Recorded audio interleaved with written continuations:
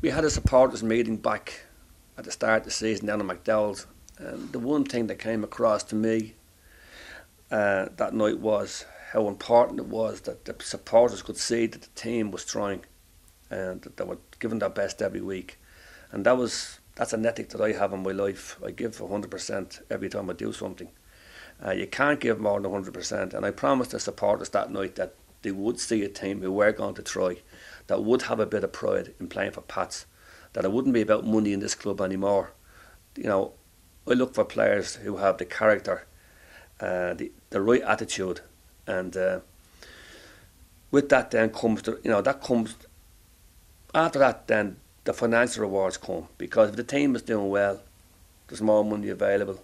And if you look like, say, Dave McAllister now, if he gets to move to England, that's going to be a great opportunity for him. And but the one thing I can guarantee Pats fans is that any team that I'll be managing down there will always give 100%. Yeah, Derry are, obviously coming up now as a promoted team. Promoted teams generally do well. They have a great chance up there in a great catchment area, a real football city. They have nobody picking off their players like we have down here. So they will be a force.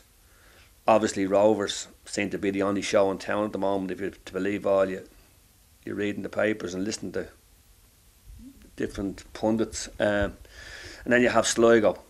But outside of that, I wouldn't see anything that would really trouble us. Now that might come back to haunt me, but I'm going on last season, what I seen last season, and if I can get the right type of player into the club, the players that myself and John want to bring, we'll be definitely a force again. If you look at the 7 players who the 4 that we have signed already, and then the other 3 that will sign. If you look at those, if you look at Derek Pender, he's a classic example of a player who had to bide his time, was a little bit disappointed that he wasn't in the team from the start.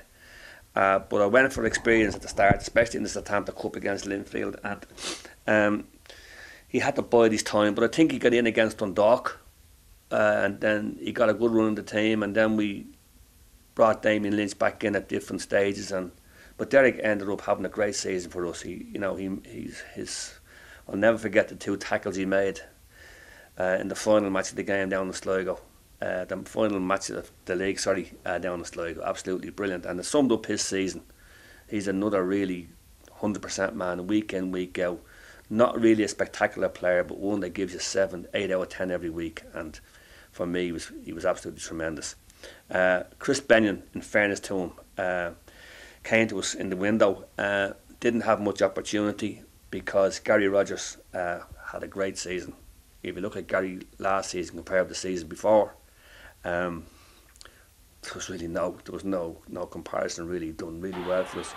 And Brian O'Shea has to take a lot of credit for that. He got better coaching this year, and he got more confidence into his game. I gave the jersey to start the season, and then we signed Dan Connor. But in fairness to him, he signed Dan Connor off, and he had a great season.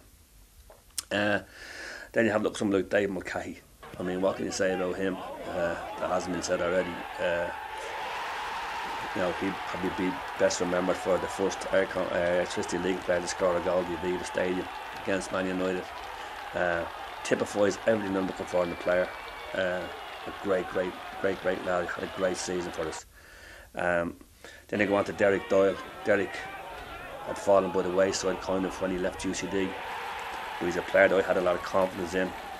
Chipped in with a fair few goals for us as well. Played a lot of games. His confidence now will be up.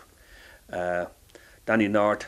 Danny came to us from Grimsby, Alfreton Town. Team there in the window. Was carrying a bit of timber when he came. Hadn't done a pre-season for us. Struggled at first, but really knuckled down towards the end of the season. I think he won the fans over with his attitude, and he'll definitely be someone that we can look out for next season. Ryan's been there, done it all, for Pats. They don't need to go through him. He's a great lad, great professional. Really good player, gives 100% every week again. So when you look at that and you see, now that gives us good hope because there's a good base there. There's good. It's something that we didn't really have last year. We had a few players left over from last year, okay, but we've released Noel Haverty, which is unfortunate in the sense that, but Noel's been in Pats now, probably about 5 or 6 years, and he's played 8 to 10 games a year. So Noel needs to move on and get regular first team football. So that was the thinking behind that. But Noel doing well for us, and we have as I said, a base of a good team there. We have good lads who want to play for Pats, and that's, to me, is the most important thing. Yeah, well, Connor was a player that we tried to sign, but he chose to go to Drogheda, and then Drogheda reneged on the commitments that they made to him, and he texted me then to see would I still be interested, and I was glad that we did. Connor kind of played, I think, every single minute of every game last season, and didn't get booked, which must go into the Guinness Book of Records for a centre half to play so many games and not get booked. And he was absolutely fantastic for us. Had a great season, and would be at the top of my vote, or near enough to it, for the player this season. Dave McAllister, another player who came to us very young, was again thinking about going to Drogheda. Thankfully for us and him, we talked him out when he came to us from Shelbourne, who played in the first division. Was kind of an unknown quantity in the Premier League, but had a great season for us. And again, typifies everything that I'm looking for in a player. Chipped in with some great goals for us too. Well, obviously the one that comes to mind straight away for me personally is the match against Bohs when we beat them 3-1. We never got much credit for that win because, if I remember correctly at the time,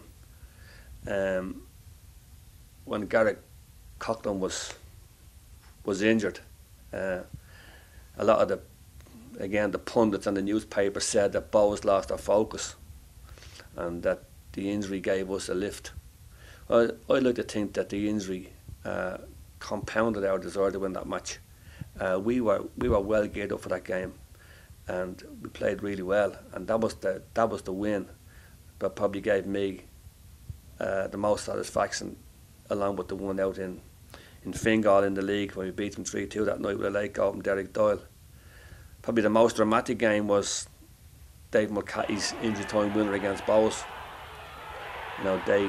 They didn't take it too well after the game, and I was on record as saying that I wasn't too pleased with them either, the way they conducted themselves, especially towards our fans, and so they totally lack disrespect.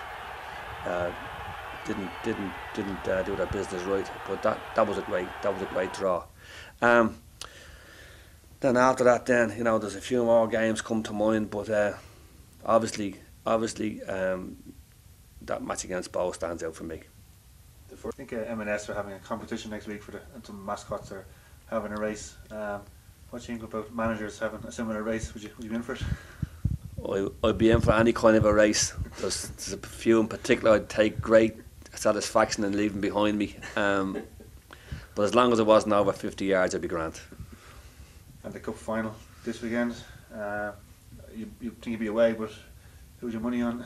Oh, definitely Rovers.